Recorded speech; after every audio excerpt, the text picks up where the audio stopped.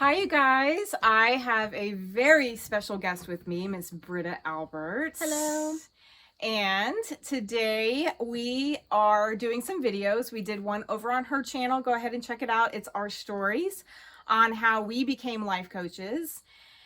And Britta, now when she was here, she's visiting me in my home. And so she started asking me, what do you want to do a video on? And I'm like, I don't really know. I don't really understand. I don't know. And then we started talking some more and she said, well, how are you doing about your grieving? Right? Mm. And I'm like, well, it's a process and I'm hit a new phase of it. And she said, that's what you're going to make your video on. And I was like, okay. So maybe ask me what you want me to say about Okay. it. What has changed since the last video? Okay, so from the last video, I was more along the lines of asking people or me feeling as if I didn't want to be judged for the way that I was grieving. And that anyone that's grieving should be able to grieve in the way that they choose to grieve, however that is. Now, I still feel that way, of course, but I have we're at the 6-month mark since my husband passed away, and strange things have happened. I've had a slew of people recently tell me how strong I am, and I just don't feel that. And it's not that I feel like I'm weak, but there are things that don't make me feel like I'm like so strong. It's kind of hard to explain, but one example is that I keep on now waking up in the morning, every single morning, with an anxiety attack. And I didn't know what was going on. And so I asked myself can you tell me what it is that I'm dreaming? Try to remember the dream. So that, because I knew that it was a dream. I'm waking up at 5 and 6 in the morning and I'm just having an anxiety attack. Anxiety attacks are not something that I have very often. I mean, maybe 3 in my life. And so I didn't know what was going on. And just as I asked then that night, then I realized what the problem was. And the problem was a movie I had watched several weeks before, which was a comedy. And a secondary character's mother was dying of cancer. And she was in a wheelchair, and they had pulled her outside. And then the characters left to greet each other. When they came back, the mother appeared to be dead. And they were going, oh, Mom, are you okay? And then she comes back to life, or she starts laughing, and it's a big joke. Well, it had a visceral effect on me. I was watching this and my entire body jarred and I stood straight up. And I was like, and I saw myself on my feet before I even knew what was going on. And then I just remembered like the very ending of my husband's life, where he was having such a hard time struggling and I was begging him just, go. And he stopped breathing for 30 seconds, 3 different times. And then he came back and started all over again. And so it's like, I don't want to cry.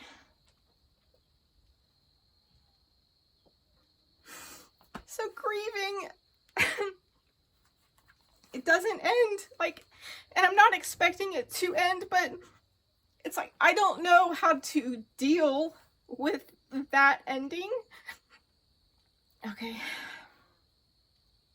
I'm going to start that part over. You shouldn't. You don't know how to deal with that ending. I don't know how to deal with that ending. I was so relieved that he was no longer suffering that a part of me just felt that was over. Not knowing that it's not over. It's still something that I have to go through and really accept and acknowledge. And the only way that I've been able to kind of manage this, and I'm still waking up. I just noticed this a couple weeks ago, and then I've remembered, how this was triggered. And so I have to go through the process of examining all of that happened so that I can release it and let it go. But I think it's a time thing. I really think it's a time thing. So even this morning, I woke up with an anxiety attack. So when people are saying to me, "You're so strong," I'm like, no, I'm a human being going through a very, very, very challenging time.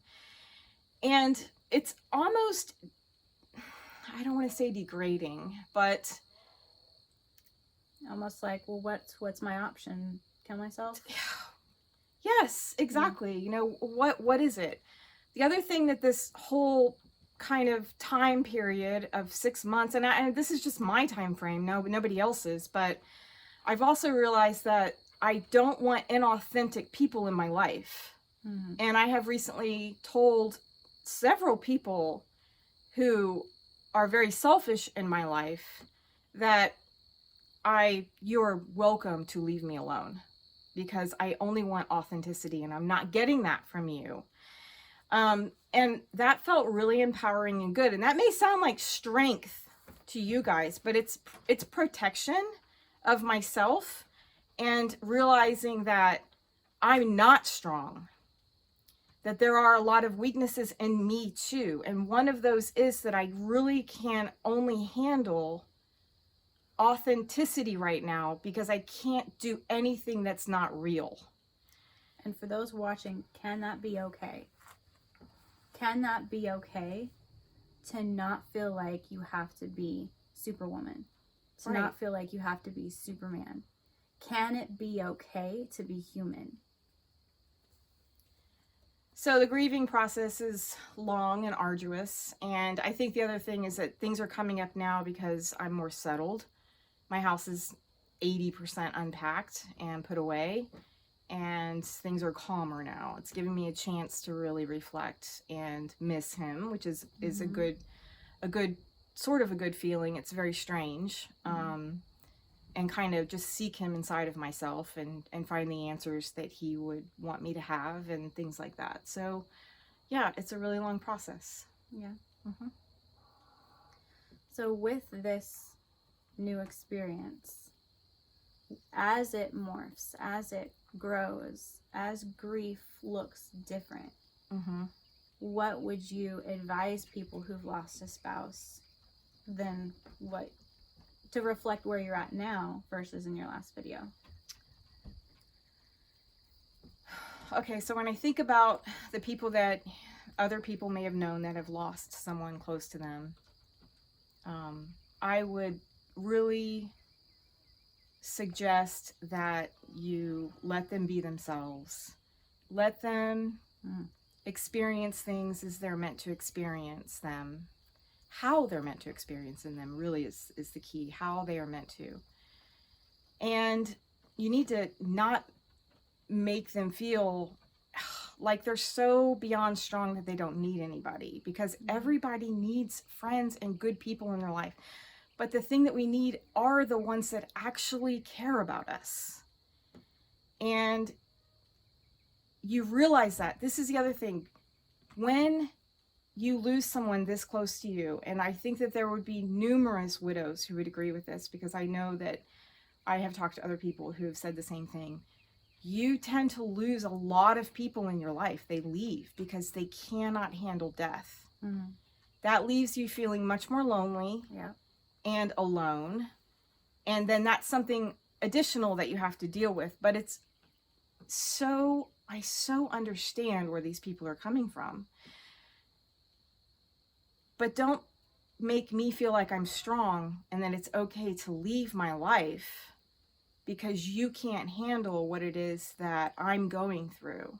And the biggest thing that I think I really want to say right now is that I would never expect anyone else to go through what I'm going through. I don't expect you to do anything other than be real with me. My expectations are very low. Sometimes I just want to talk, to play, to be friendly, to whatever. I mean, I call Britta all the time and it's just to hang out. It's not people are afraid of widows. They really, truly are. People are afraid of people that are grieving because they are faced with the reality of death. But we're living. we are still alive, we're still here. And just because we're going through a grieving process does not mean that we're so strong we don't need anybody, and we're so strong that nothing can penetrate us. And you know, it's a very, very rough road being a grieving person and then seeing people fall away. Yeah. But then look at what's happened with me is I've told people, you're not being authentic. I don't want, it's this fine line of, I want people in my life, but I can't handle anything that doesn't belong there. Right. Yeah. So that's where I am. And it's an interesting journey, and maybe in another few months I'll give another update, because I'm sure that it's going to change. Yeah. And I think my kids are feeling a little bit too. I'm getting lots of hugs from my youngest, and she knows what I'm going. She's always asking me how are you doing? She's my little heart. And you know, it's a family. It's definitely a family thing. So yeah. So what would you say, I'll just have this be the last question if that's cool. Mm-hmm. What would you say to people who, to play devil's advocate, if they don't know how to comfort somebody who's lost someone? Mm-hmm. They themselves haven't experienced it, and they don't know what to say. And so because of that, maybe it's not necessarily always inauthentic. Maybe it's not necessarily that they're afraid of death. Maybe they really truly have no idea how to comfort you or what to say. And so because of that, kind of fall back into the shadows and kind of excuse themselves from your life. Yeah. I would say, so the people that I have told that they're welcome to leave me alone are not the closest friends that I have. Okay. So they just were being rude.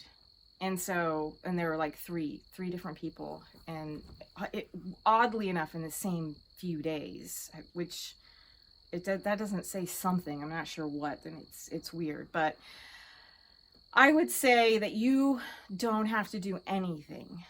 That when a person that's been going through any kind of trauma, and I don't say this just for grieving, Right.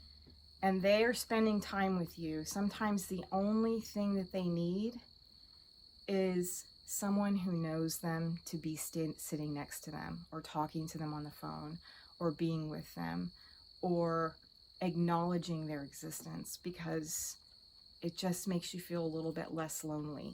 And it doesn't mean that we have to talk about anything deep or serious or whatever. Just be there. And I do tell people that who have never experienced death in their own life and have a friend who's experiencing it, I always tell them, just go there and be there with them, because being there with them is really all they want, and that is the truth. Yep. Yeah. I agree. Mm-hmm. And from my own, I won't go into my story necessarily, but from my own experience, I wanted to talk about them. And I lost, just in a nutshell, I lost my mom and my 10-year-old brother in a car accident. I wanted to talk about them. And I encountered where people didn't know how to handle the fact that I wanted to talk about them. Mm-hmm.